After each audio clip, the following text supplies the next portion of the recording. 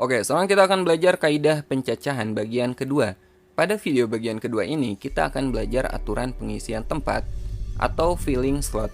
Aturan ini cukup sering teman-teman gunakan karena cukup banyak permasalahan atau persoalan yang bisa kita selesaikan menggunakan aturan ini. Dan ini adalah definisinya.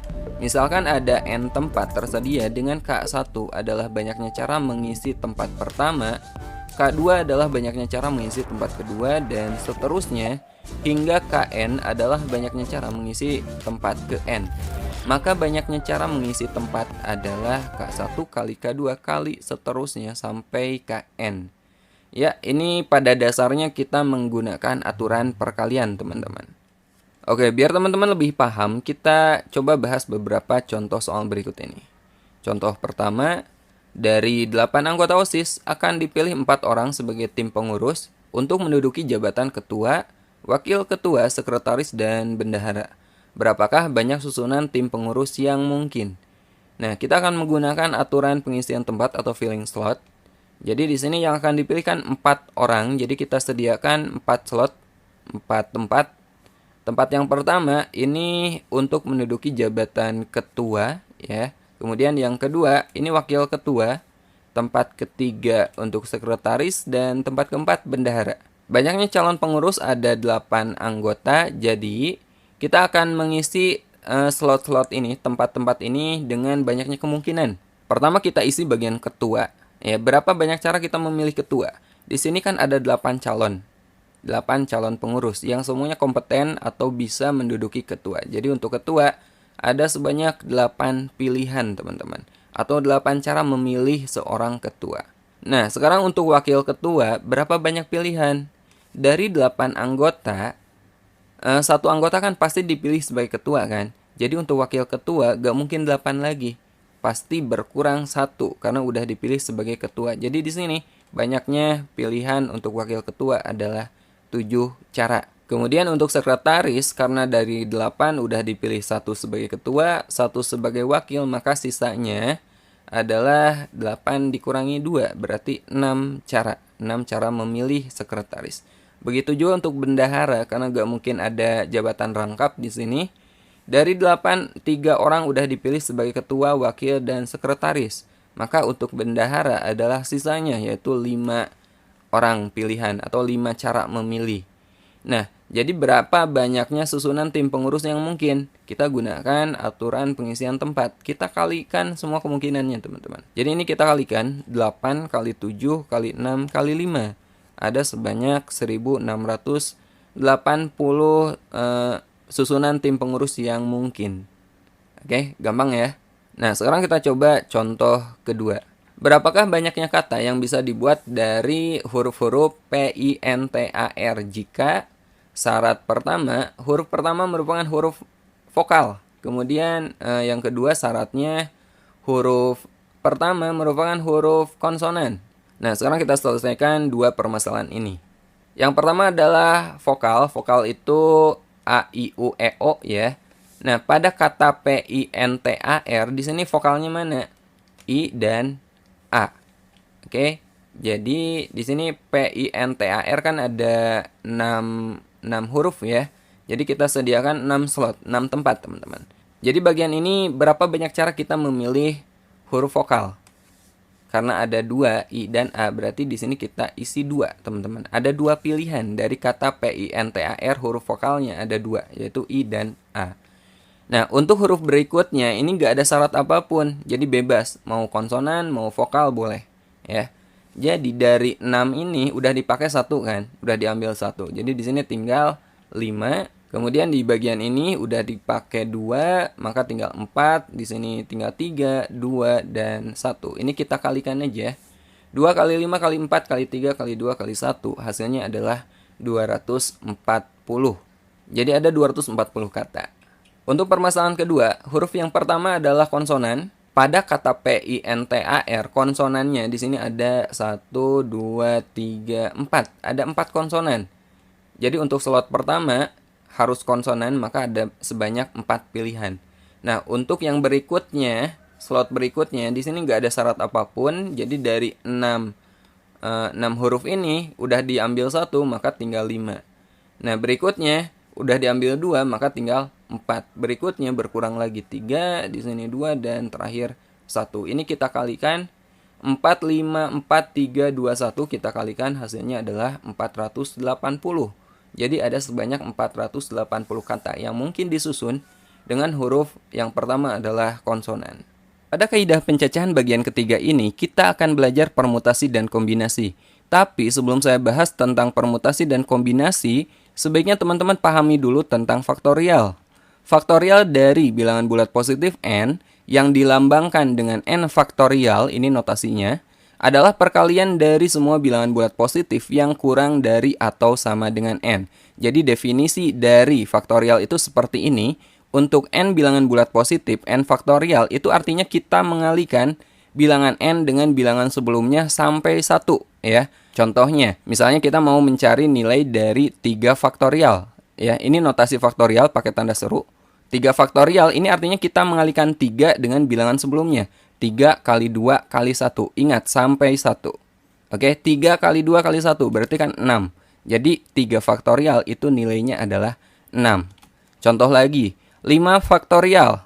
Maka artinya kita mengalihkan 5 sampai 1. 5, 4, 3, 2, 1. Ini kita kalikan dan hasilnya adalah 120.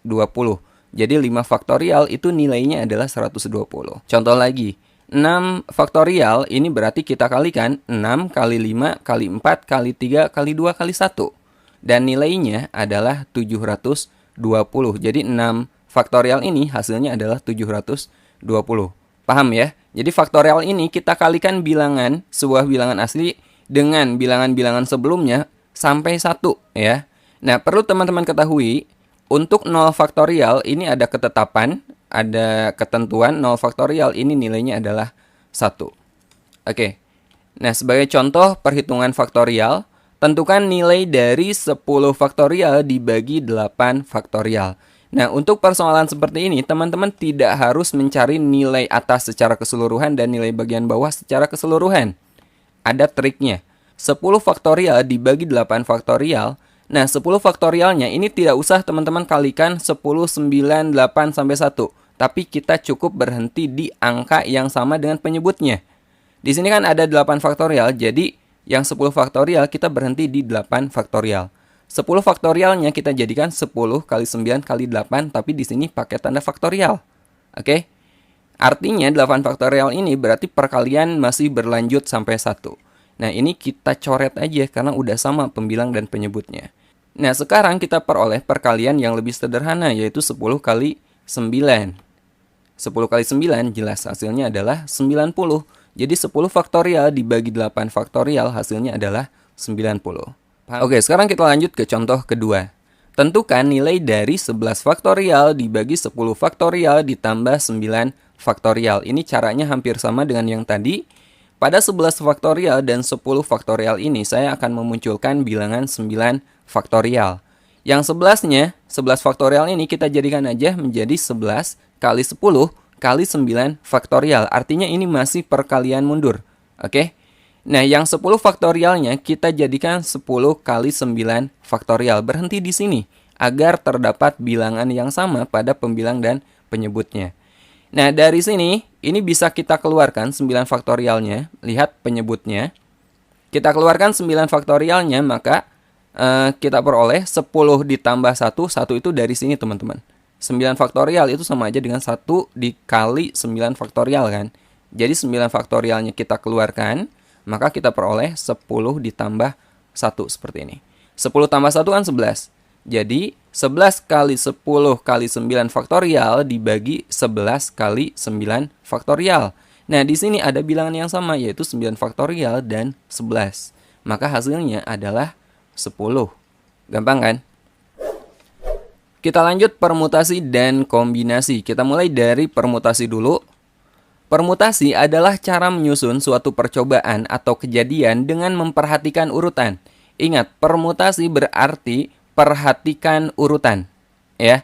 Pada permutasi, kasus AB itu beda dengan BA. Contohnya pada bilangan. Pada permutasi, 12 itu beda dengan 21 meskipun angka penyusunnya sama-sama 1 dan 2. Nah, untuk rumusnya sendiri seperti ini. Permutasi R unsur dari N unsur yang tersedia dapat dituliskan seperti ini, notasi permutasi, atau seperti ini, atau seperti ini. Teman-teman bebas mau milih yang mana. Dengan R ini kurang dari sama dengan N, dan rumusnya seperti ini. Permutasi R unsur dari N unsur tersedia ini sama dengan N faktorial kita bagi dengan N dikurangi R faktorial. Ini rumusnya. Oke, perhatikan contoh berikut ini. Dalam suatu organisasi akan dipilih seorang ketua, seorang sekretaris, dan seorang bendahara dari 7 orang calon yang memenuhi kriteria. Berapakah banyak susunan kepengurusan yang mungkin dari 7 orang calon yang tersedia? Nah, sebenarnya soal ini bisa kita selesaikan menggunakan filling slot yang udah kita pelajari pada video sebelumnya. Tapi pada video ini kita akan coba mengerjakan ini menggunakan permutasi. Teman-teman perhatikan misalnya 7 orang calon yang tersedia ini kita misalkan adalah A, B, C, D, E, F, dan G. Nah, misalnya yang terpilih sebagai ketua adalah si A. Kemudian yang terpilih sebagai sekretaris adalah si B dan bendahara adalah C. Ini berbeda kasus ketika yang terpilih sebagai ketuanya B, C sebagai sekretaris, dan A sebagai bendahara. Ini adalah kejadian yang berbeda atau terhitung 2 kejadian, meskipun sama-sama yang terpilihnya adalah A, B, dan C. Tapi di sini jabatannya berbeda.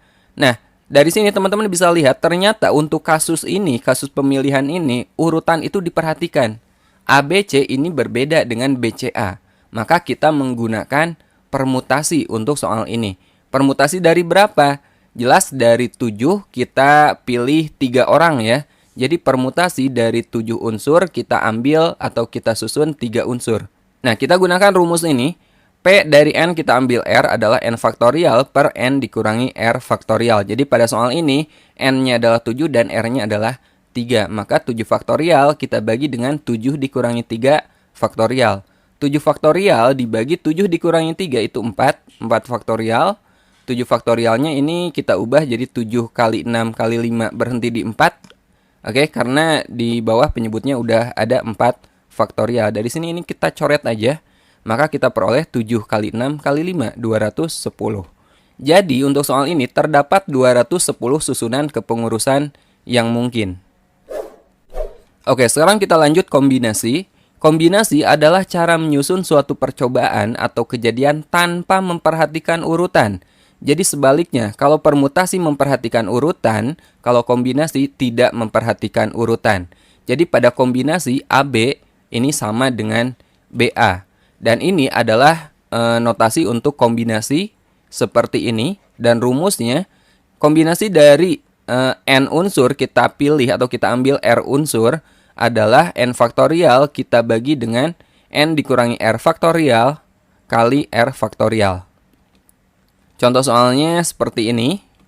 Sebuah pertemuan dihadiri oleh 10 orang. Jika setiap orang saling berjabat tangan satu sama lain, berapa banyak jabat tangan yang terjadi? Nah, teman-teman perhatikan untuk kasus jabat tangan ini, misalnya si A jabat tangan dengan B. Ini adalah kejadian yang sama atau terhitung satu kejadian ketika B jabat tangan dengan A. Jadi kasus jabat tangan ini adalah kasus yang tidak memperhatikan urutan. A berjabat tangan dengan B itu sama aja dengan B berjabat tangan dengan A. Terhitung satu kejadian yang sama.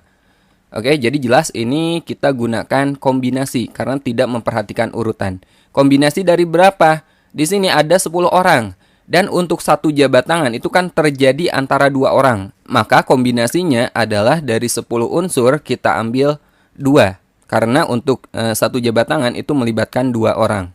Jadi kita gunakan rumus ini. N-nya adalah 10 dan R-nya adalah 2. 10 faktorial kita bagi dengan 10 dikurangi 2 faktorial kali 2 faktorial. 10 dikurangi 2 itu 8. 8 faktorial dan bawahnya mesti sama ya. Nah, 10 faktorialnya ini kita ubah jadi perkalian 10 kali 9 kali 8 faktorial. Ini kita coret. Dan 2 faktorial ini kan artinya 2 kali 1. Nilainya adalah 2 kan. 2. 10 dibagi 2 kan 5. 5 kali 9, 45. Jadi pada pertemuan melibatkan 10 orang tersebut, terjadi 45 jabat tangan. Kita coba contoh berikutnya untuk masalah kombinasi. Oke, kita lanjut ke soal kedua. Seorang siswa diminta mengerjakan 8 soal dari 10 soal, tetapi soal nomor 1 dan 5 harus dikerjakan. Berapa banyak pilihan yang dapat diambil siswa itu? Misalnya ini adalah nomor urut soal tersebut. Ada 10 soal. Soal nomor 1 dan 5 kan wajib. Oke, saya tandai ini soal yang wajib, berarti ada sebanyak 8 soal pilihan yang tersisa.